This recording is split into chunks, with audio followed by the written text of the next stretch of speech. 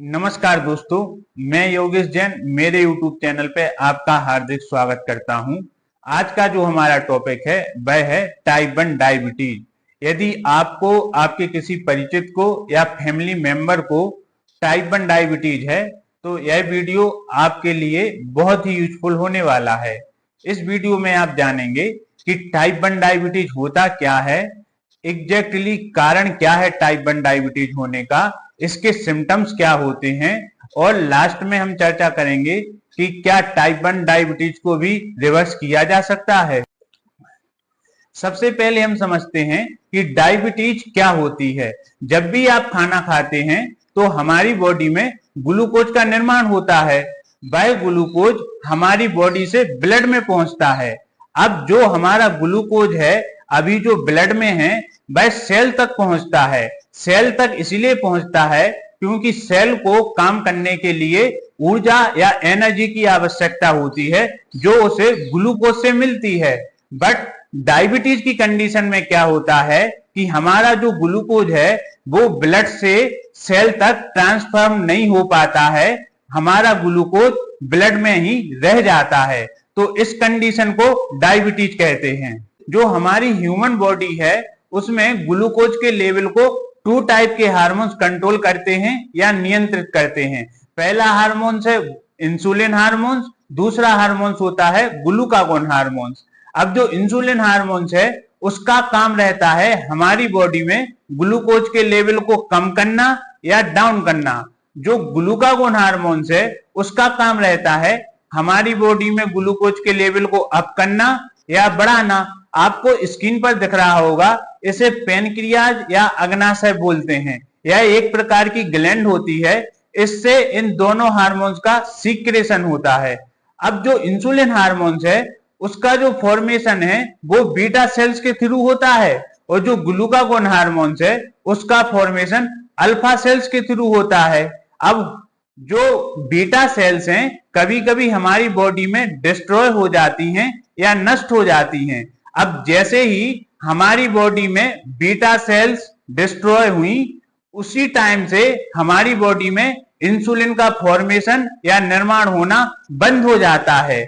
अब जैसे ही हमारी बॉडी में इंसुलिन का फॉर्मेशन या निर्माण रुका उस कंडीशन को कहते हैं टाइप 1 डायबिटीज की। जो टाइप 1 डायबिटीज है उसके मोर देन 90% केसेस 18 साल या 20 साल से कम उम्र के बच्चों में या यंग जनरेशन में देखने को मिलते हैं।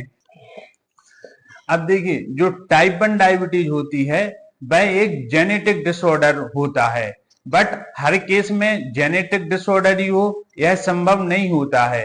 टाइप 1 डायबिटीज को ऑटो इम्यून डिसऑर्डर भी कहते हैं। वो क्यों कहते हैं? क्योंकि जो हमारी बॉडी का इम्यून सिस्टम है उसका बेसिकली काम रहता है कि हमारी बॉडी को बाहरी जो बीमारी है या डिसीज है उससे प्रोटेक्ट करना या हमारी बॉडी की रक्षा करना। बट कभी कभी क्या होता है, जो हमारी बॉडी का इम्यून सिस्टम खुद की ही जो बीटा सेल्स हैं उनको डिस्ट्रॉय करने लगता है या नष्ट कर देता है। अब जैसे ही हमारी बॉडी की जो बीटा सेल्स हैं वो नष्ट हो जाती हैं तो हमारी बॉडी में इंसुलिन का फॉर्मेशन या निर्माण रुक जाता है। बट अब एक क्वेश्चन आता है कि जो हमारी बीटा सेल्स हैं उनको इम्यून सिस्टम डिस्ट्रॉय क्यों कर रहा है? तो ये अभी रिसर्च का विषय है। वैज्ञानिक इस पर अभी रिसर्च कर रहे हैं। कुछ 100% जो कंफर्मेशन या ऑथेंटिक जो जवाब है वो अभी तक नहीं आया है। अभी देखिए, टाइप 1 डायबिटीज के सिम्टम्स की बात की जाए तो कुछ कॉमन सिम्टम्स होते हैं जैसे कि पॉलीडिप्सिया, पॉलीयूरिया और पॉलीफेजिया। अब इन तीनों को हम समझेंगे। सबसे पहले बात की जाएगी पॉलीडिप्सिया की। क्योंकि आपकी बॉडी में इंसुलिन हार्मोन्स का प्रोडक्शन हो नहीं रहा है और सिर्फ एक ही हार्मोन्स अभी काम कर रहा है, वो है ग्लूकागोन हार्मोन्स। अब जैसे ही आपकी बॉडी में ब्लड शुगर लेवल बहुत ज्यादा बढ़ेगा, आपकी बॉडी के ब्लड में जैसे ही ग्लूकोज का लेवल इंक्रीज होगा तब आपकी जो किडनी है, किडनी में से यूरिन के थ्रू जो है ग्लूकोज पास आउट होगा। अब जब भी आपकी किडनी आपके ग्लूकोज को बाहर निकालेगी तो उसे बहुत ज्यादा पानी का नीड होगा या वाटर का नीड होगा, तो फिर आपको बहुत ज्यादा प्यास लगेगी। तो पॉलीडिप्सिया का मतलब है बार बार प्यास लगना। अब जैसे ही आप बहुत ज्यादा पानी पिएंगे या वाटर कंज्यूम करेंगे तो आपको बार बार यूरिन पास आउट करने की इच्छा होगी। तो जो बार बार यूरिन पास आउट करने की इच्छा होना वो कहलाता है पॉलीयूरिया। अब ये पॉलीडिक्सिया मतलब बार बार पेशेंट को प्यास भी लग रही है, और पॉलीयूरिया मतलब पेशेंट को बहुत ज्यादा यूरिन पास आउट होने की इच्छा भी हो रही है। इसके बाद बात की जाएगी पॉलीफेजिया की। देखिए, आपकी बॉडी में ग्लूकोज तो बन रहा है बट वो सेल तक ट्रांसफॉर्म नहीं हो पा रहा है। क्यों नहीं हो पा रहा है? क्योंकि आपकी बॉडी में इंसुलिन का प्रोडक्शन बंद हो चुका है। तो जब आपके सेल को कोई भी खाने पीने को कुछ भी नहीं मिलेगा तो जो सेल का सिग्नल है वो ब्रेन तक पहुंचेगा। अब जो फिर उसके बाद ब्रेन का सिग्नल है वो आपके हंगर डिपार्टमेंट को जाएगा। तो फिर उस पेशेंट को बहुत ज्यादा भूख लगेगी या उसे बहुत ज्यादा खाना खाने की इच्छा होगी। तो मेडिकली टर्म रहता है पॉलीफेजिया, मतलब बार बार भूख लगना। इसके बाद जल्दी से वेट लॉस होना शुरू हो जाता है और उसका जो बॉडी है एक हड्डी या कंकाल जैसा दिखने लगता है। तो कुछ सिम्टम्स हो गए हैं। टाइप 1 डायबिटीज है उसको रिवर्स किया जा सकता है कि नहीं किया जा सकता है।